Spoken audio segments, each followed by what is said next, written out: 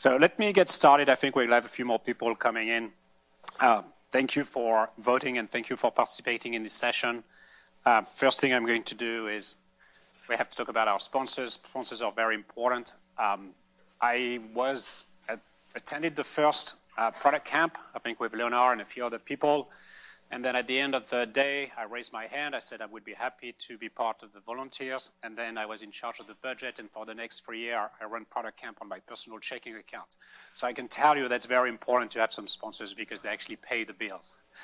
A little bit about myself. I was born in France. I actually started my career in the United Kingdom.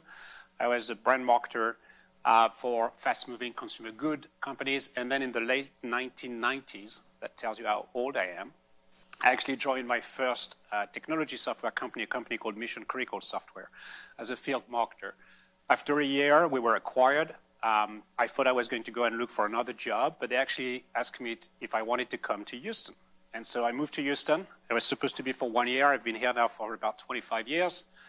I continued to be a field marketer, then moved into product marketing. Product marketing was actually not my first choice. We can talk about it why. I actually fell in love with product marketing. And then in 2008, my wife and I and my kid, my young kid at the time, we decided to move to Austin, Texas.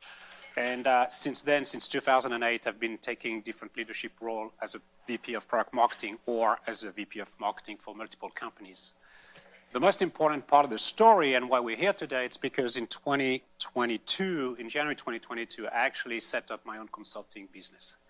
So what I want to do in this session is to give you some ideas about why I decided to move from being a corporate person to ultimately becoming a self-employed, having my own business. I also want to share with you a very detailed step-by-step of the journey that I took over the last 2.5 years. And then I want to kind of share with you some of the key learnings and lessons from that experience. For me, it's been amazing. So obviously, I'm going to be very positive about it. One thing that I will try to show you is that actually starting your own consulting business is not as hard as what you would think, but it's not always for everybody. So I kind of understand that and respect that. So first, let's talk about why did I decided to set up my own consulting business. I found this and I thought it was brilliant because I think it summarized everything, but sometimes it takes a painful experience to actually make a change. So for me, in 2019 or 2020, I was working for a company at the time, and I ended up having a new boss that basically from day one to day two thought that I was absolutely useless for the company. And he went on to try to push me out, but in a very incestuous way, not very nice. And so I was starting to get really frustrated with it. And I started to think about myself, well, if I'm going to be frustrated with my boss, why would I not be frustrated with myself instead? So that was the first thing. Now, the story is actually a little bit more than just that. What happened is that roughly about a year before that, I started to feel the pain of like I was getting to a point where all I was doing was basically managing people and managing politics. I was no longer doing what I love to do, which is my craft, and it's product marketing. And I was thinking about what do I want to do next. The other thing too, which happened to me is that in 2019, I was 1 year away from 50. And so for whatever reasons, I never cared about being 30, 40, or 50. But when I came to 50, I started to think about the time ahead of me more than the time behind me. And I was like, well, what do I want to do? And how do I want to use that time over the next 10 to 15 years? And then because I'm a bit of a planner, I was like, and how do I want to transition into what I consider to be a semi-retired life, right? So I started to think about it with a long term. Someone gave me a recommendations, which was absolutely brilliant, was to read this book. Actually, I read the first 100 pages because usually I don't have the patience to read the whole book. But this book was mind-blowing in my opinion. And so I won't tell you about the whole thing about the book. If you want, you can read it. It's really interesting. But the story is that these two people back in the 80s starting to realize that there are two types of people who are retired. There are people who are extremely happy being retired and people who are extremely sad being retired. And they wanted to understand why. And the long story is that we all have underlying drivers. when the drivers that we had when we were 16 are the same that when we are 26, 36, 46. In fact, when you are 56, 66, you still have the same underlying drivers. So what the book is helping you to do is to understand your underlying drivers and think about, okay, so when I'm going to get in a position where I don't have to work full time, I potentially can continue to do things. What do I want to do? How do I keep that same energy? And for me, it came to three things. It says that I should look at public speaking, which I was kind of doing here and there. Prague Camp was actually the first time I did public speaking, so 15, 16 years ago. It talked about coaching, which I've always done. I've always helped people on the side, either as part of the job, because I managed teams at the time, or because I've got people who were asking me about advice about jobs and how to find a jobs. So I did always coaching. And then the third one came up was consulting. And I was like, that's not me. I'm not smart enough to be like McKinsey. Or like, these are smart people. I'm not smart. I can't do that. But I was kind of intrigued. Now, at the time, I led that company because I didn't like my boss. And I was like, maybe I should try. And I didn't. And the reason is very simple. I was the main revenue producer in my family. I've got 2 kids. And I was scared. What's going to happen from a money perspective? What's going to happen with medical? Because in the US, if you don't have medical, you're kind of pretty bad, in a bad situation. Although I found now that there are tricks. And so there are ways to actually not get rid of your medical bills. But that's a different topic, different story. So I was really, and then I went back and took another job. And here is what happened again. Sometimes it takes a really painful experience. And in this situation, loved the company, met some great people, but I just could not work with the CEO. Things were not working well to the point where I was not just getting frustrated, I was feeling sick.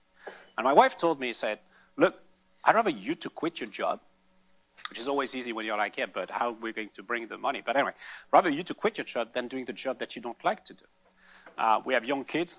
They were at the time 10 and 15. And so I was like, yeah, I just don't feel well. And the whole painful experience at the end was that I was basically stripped away from the stock options I should have received, which is a very painful experience when you are at the VP and executive level. I think it's at every level, but it's a compound effect when you go higher because there is actually some elements of it to think about. So what I did is, and you would think, okay, well, so why? At that point, I was like, that's it. I need to move on. I'm going to go and do something else. I'm so tired of it. So you probably think, well, you must have planned for it. Not really. I don't know if you know this place. It's a great restaurant in town. I think it's not too far from here, Cipollina. It just happened like as I was going through that painful, and I like to say it was kind of a divorce, even if I've never divorced, so I can't really make it. But I felt it was getting to that point with the company I was working with. I had scheduled some times with someone that I worked for 25 years ago, my first boss. We always kept in touch. Technology B2B space is a very small world. And I was just having a conversation with her, and I just opened up how I was frustrated, how I was ready to move on. Really, I mean, I was kind of pushed out anyway. And she offered me she offered me a job on the spot. And for whatever reasons that day, I guess either I was super motivated or crazy. I said, no, I am not going to be a full-time employee anymore. I want to be a fractional marketer.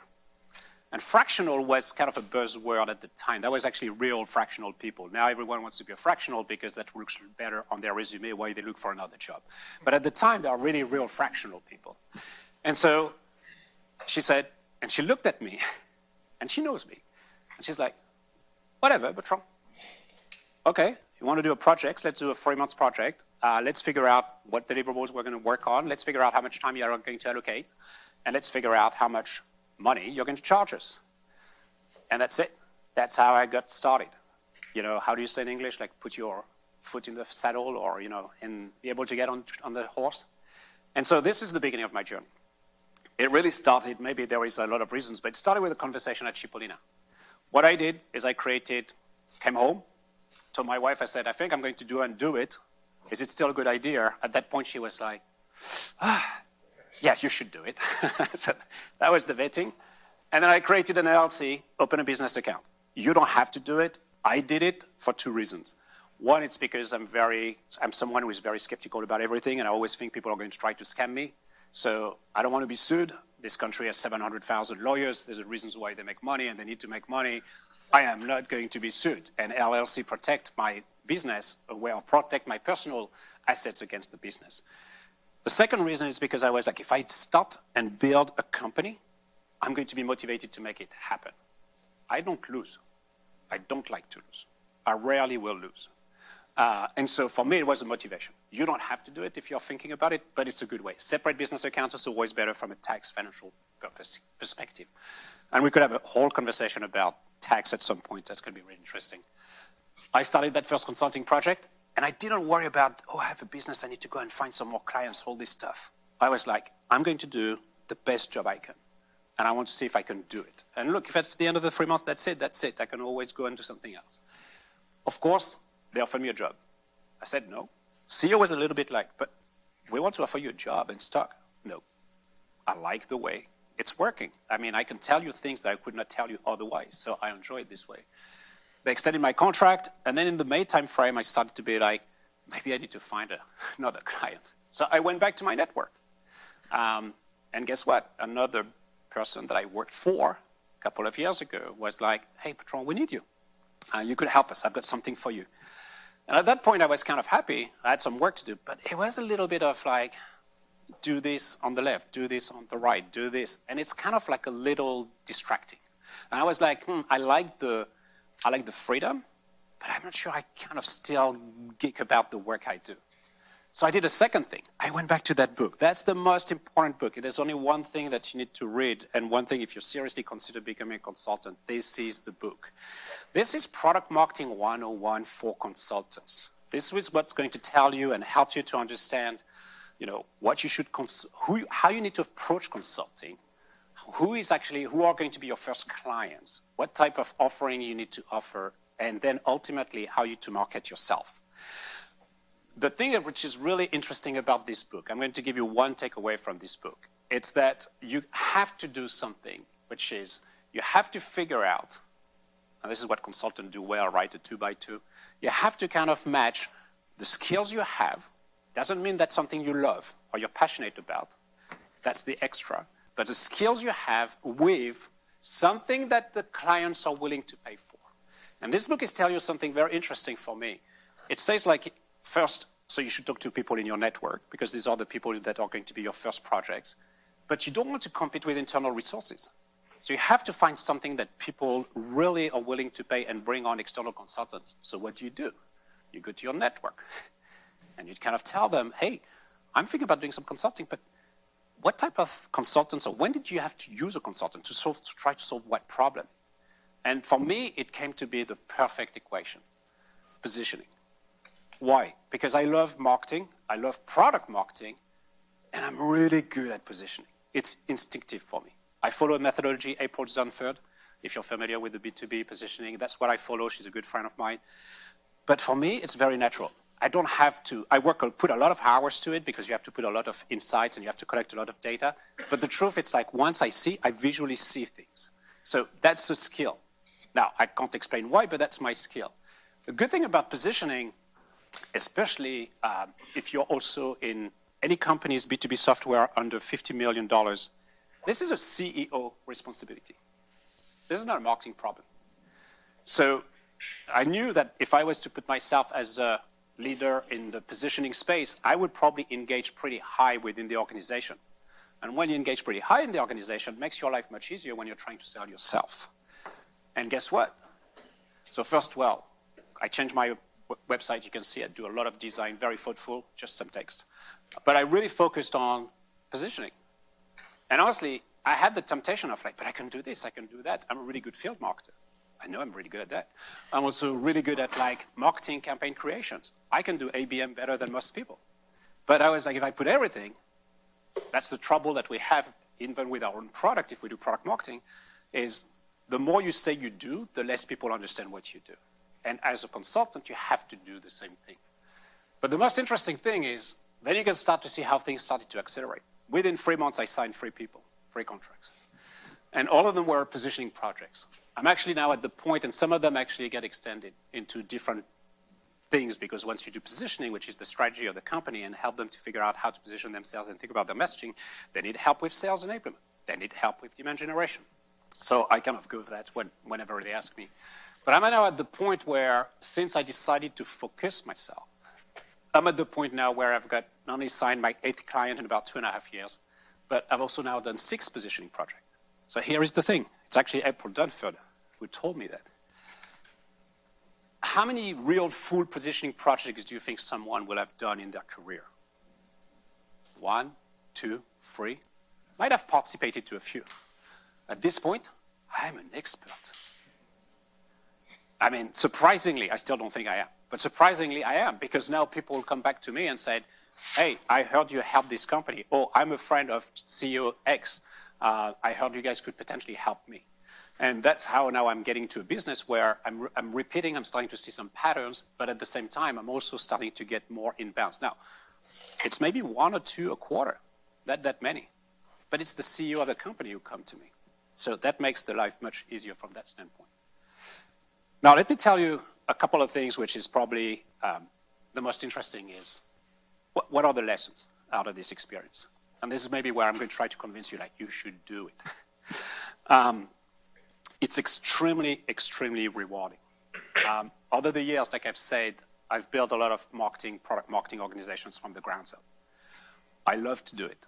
I love to build something. I love to recruit people. I think I love to manage people. I think they like people who worked for me. I think I had a good time. But I got to a point again where I was spending more time there than I wanted to be. And the one thing I like about like being self-employed is that if it's successful, it's all on me. If it fails, it's all on me. And I think that this is something which is really, really important for me. The other thing is, and I can't tell you how, for me, it's so important, going back to what's more drivers. I get a lot of customers or clients on a regular basis who thank me. I got more people to thank me in the last 2.5 years than the prior 2.5 years when I was an employee. I want to let this sink, because that's really scary, in my opinion. Now I've realized when you work for a company, the first 3 months, you're the new gold star. After 3 months, you're just like a cog in the wheel. And I'm not saying it's wrong to work for a company, but I think it's a problem. The third thing, and why I find it so rewarding, is because I get to work with the people I want to work with. I am very lucky so far where I didn't have to take a job just because I needed to take the job. I've had enough people coming, and I was like, well, yeah, I want to work with you. I like the projects. If it's a project I don't like, I'm probably going to be like, look, I'm not really the best at doing it. But I think I've been able to be picky, and for me, it's been really kind of like super helpful. The second thing is like, it's really a different kind of stress. So we'll probably talk, I want to make sure we have enough time for Q&A. Of course, when you're self-employed, there's a big stress. Like, I can't tell you how much revenue I'm going to make in 3 months.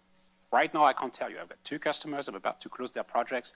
I'm talking with 1 or 2 other people, but I'm not sure. So, of course, there is a stress, but I don't want to worry about that right now. The only stress I put myself is by asking myself this question: am I making enough progress on the project that I've been tasked to justify my fee? And it's my way of motivating myself and my way of giving the best of myself. And that's the stress I can control. So yes, I'm stressed, but I'm still kind of smiling, right? That's the idea behind that. The other thing is like, I no longer get into the distractions of politics. I'm managing people.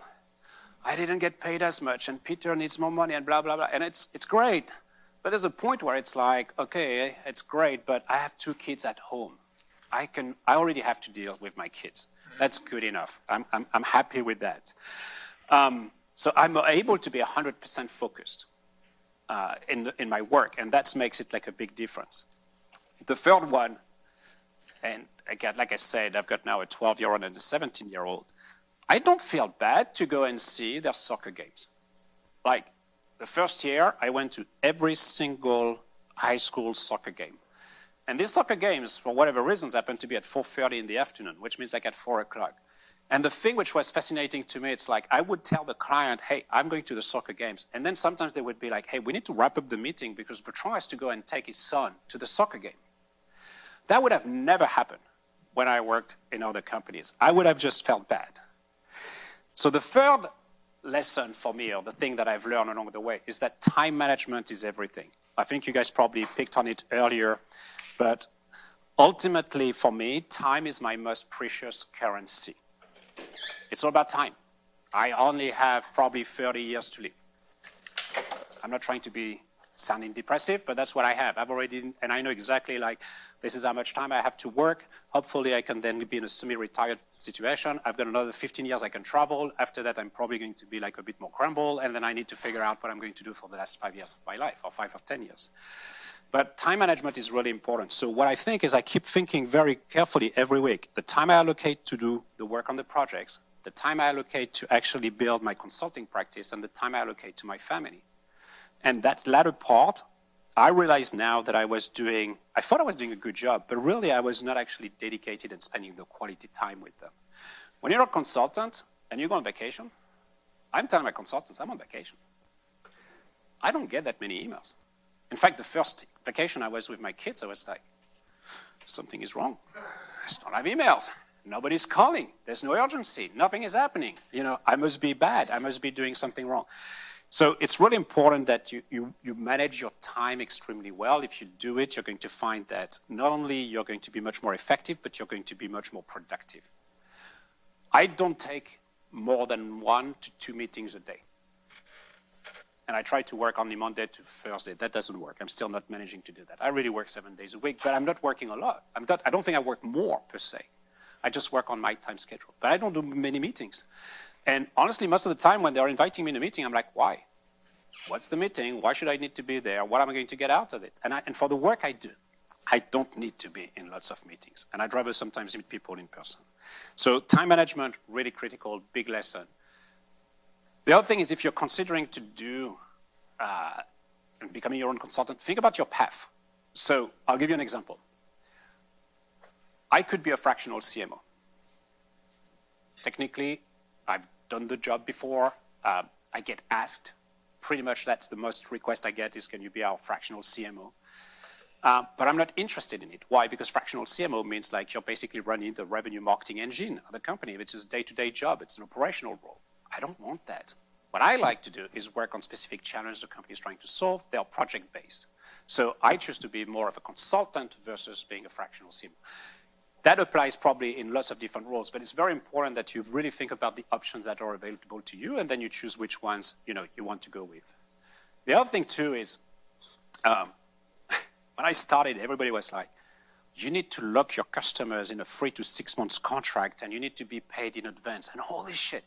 And I was like, how about I just actually try to get in the door, and then if I do a good job, I should be able to grow. In fact, when I talk with a CEO, most of the time they would ask me and said, so how does it work? I said, well, a positioning project will take between 2 to 3 months. I'm going to allocate about a day of my time a week. I'm going to charge you on a monthly retainer. And so basically this is what you should expect. And I said, okay, but if things were not working? They don't say it this way. So I anticipate, I said, and by the way, I'm happy to do either a 30-day close or a 15-day close, which no consultant would ever want to do. And they kind of look a little suspicious, and I said, oh, it's very simple. If I'm not doing a good job, why would you want to stick with me? So they like that. But I then say, but also, if I don't like working with you or your team, I don't want to be stuck. You look their face, they're puzzled, then they laugh, and I know that I've got the business. Because I've just basically make them realize that I'm committed as much as for them to be successful. For me, it's not something which is crazy. The other thing about starting small, it's once you're in and you do a good job, they will come up with more jobs. They will come up with more things. You could see most of my clients actually have extended the contract. I'm now getting to a point where I'm the one sometimes saying, I think it's time for me to move out. Well, but we still need you. No, you don't really need me at this point. No, if you want me to be an advisor, I can do that. But I think you need something else. And partly it's because, one, they don't need me anymore. Second is because I'm not intellectually challenged anymore. And I want to do something else. So if you think about it, be flexible. I think it's very important. Another thing, it's there's this perception oh, I work in a company, I'm with all these people. I work by myself. I'm by myself. But actually, you're not alone. There are thousands of people who are actually fractional something these days. There are great communities. If you're in the marketing space, CMO, Coffee Talk is a great community. Pavilion is another great community. There are dedicated channels of people who are just like you. And the beauty about being in the fractional business or even the consulting business right now is that you don't compete with other people. Like, I don't compete with anybody. Of course I'm competing, but the truth is there's more demand, there's more need in the market than there are actually people who can support. Now, people who actually can do something.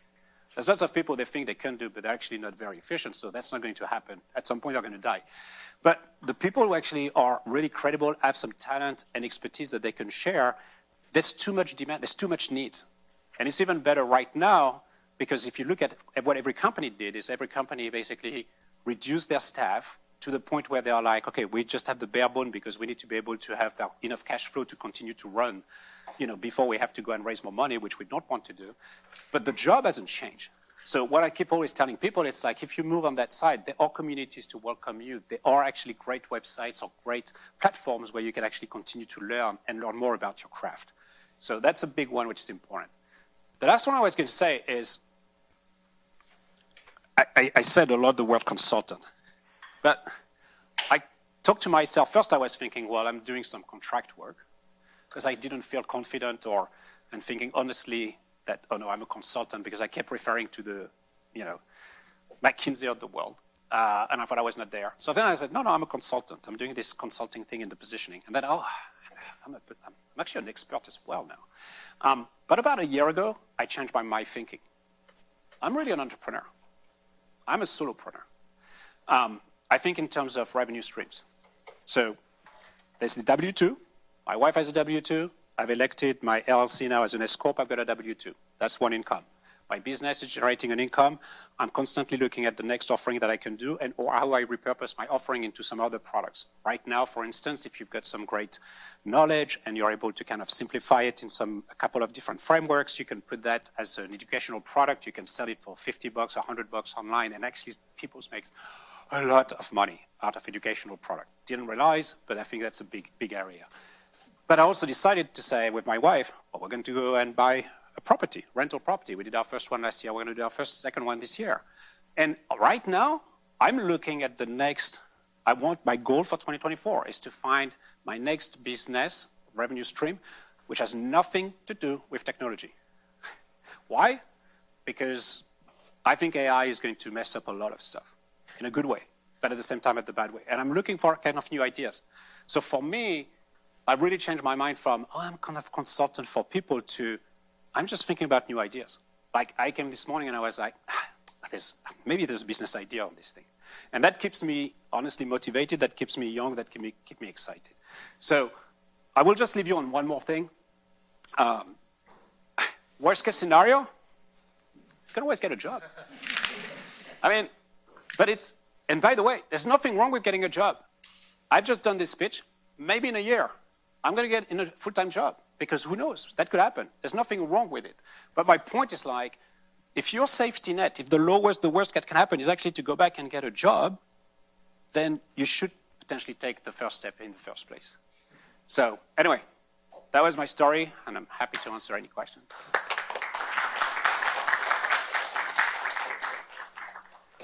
You want to stop? I want to acknowledge the time. It's 1:17, and so the next session starts in 7 minutes. Okay. So you can feel free to handle some questions, but there might be people trying to come in. Tried to do it in 20 minutes. I've done 23. Okay, That's good. Is there an ideal time, or do you have to consider timing your career factor to get this? Before I did it, I probably would have said yes. I think I've seen now and I've encountered in the network some people who are in their late 20s, in their 30s, that are extremely successful at doing what they're doing. The big thing is you have to have something to offer. You have to have built an expertise. Someone cannot go and say, I'm going to help you do positioning because I've read one book. That's not going to be good enough, right? So the answer is like, probably you need to have enough experience, but if you get to a point where you have an expertise that people feel like, and you know that people would be willing to pay for, then nothing stops you. The methodology, the position you follow, what was that name? April Dunford. She has a book called Obviously Awesome. She actually wrote a second one, which is on sales. I can add it, in that thing. But I do that, and I tell people, I said, hey, by the way, I'm going to go through a process, which is this. This is the methodology. You can buy the book. But when you're coming in as a consultant, they don't necessarily just look for your methodology. The methodology is a way of reassuring them that you know and you're going to follow some steps. They pay for the fact that I've worked now for companies who are in the enterprise space, in the multi-transactional products, PLG, double-sided marketplace. So I have seen enough things in my life that I can tell you, I would avoid doing this because this is going to be a clusterfucker. Oh, I shouldn't say that. No, well, too late. Great session. First of all, for context, I'm on the same edge of consulting versus job. I had two questions. One is, how did you decide on your consulting rate, especially by not corporate? How did I decide on what? Your consulting rates, like how do you charge? Yeah. Especially not affecting your lifestyle. And I'm not talking about going 3 days in a restaurant. I'm talking about more of insurance, your regular expenses. Yeah. And then the second question is, how do you also legally protect yourself when you're getting into contracts? Well, so the LLC is a good way to protect yourself because you're separating your personal assets from your business assets. My business assets is probably about worth $1,000, right? I run this consulting on basically a couple of $100 a month. That's it. I'm cheap, right? You know that. Yes, I worked with Bertrand for a year. She knows I'm cheap. So, for instance, I don't have any kind of accounting. I don't have an accounting software. I don't have expenses. I don't have any of that because Google does such a great job and I can do it myself. So don't start, like most people make the mistake, I need to buy all this stuff and I need to do this. And I'm like, no, because I was like, I'm spending like $200 or $300 a month because the biggest expense I have is I'm using paychecks to pay my salary because I'm using a third party because if you screw up your salary, it's a pain in the ass to deal with. So it's $100. To go back to your first question, I thought so much about it, and then the answer is always the same on every forum. So there's two things. For me, when we started with my wife, so medical, we knew that we would be able to do the medical for her, so that would be one thing. Also now, I would be happy for her to be consultant because I would be able to otherwise deduct $12,000 every year from the medical payment that my company would pay. So actually, we would be net, so it would be about the same. When it comes to pricing, I also said, okay, how much money do we need to bring in for the family purse? Here is how much you're going to bring in. Here is how much I'm going to bring in. So I've got a floor, which has been the same for the last 2.5 years. I know that I need to add another 50% because it's 30% roughly going towards tax. Now it's about 25%. And I'm also maximizing my solo 401k. That's another thing. You guys in a 401k as an employee can go up to probably when you're 50 or the 50,000, I can put up to $65,000. So now, how did I price myself? I basically calculated like how much I need to charge per hour. But I don't present it as a per hour. But I knew like these days, if someone wants my time and it's about a day a week, I'm going to say, okay, per month, it's going to be at 10,000 or whatever dollars that I want to apply to it. So but the calculation will always come back to the same thing. Maybe we have one more question or we need to stop. Okay, we have to stop. So I can always happy to answer more questions later to anyone. So thank you.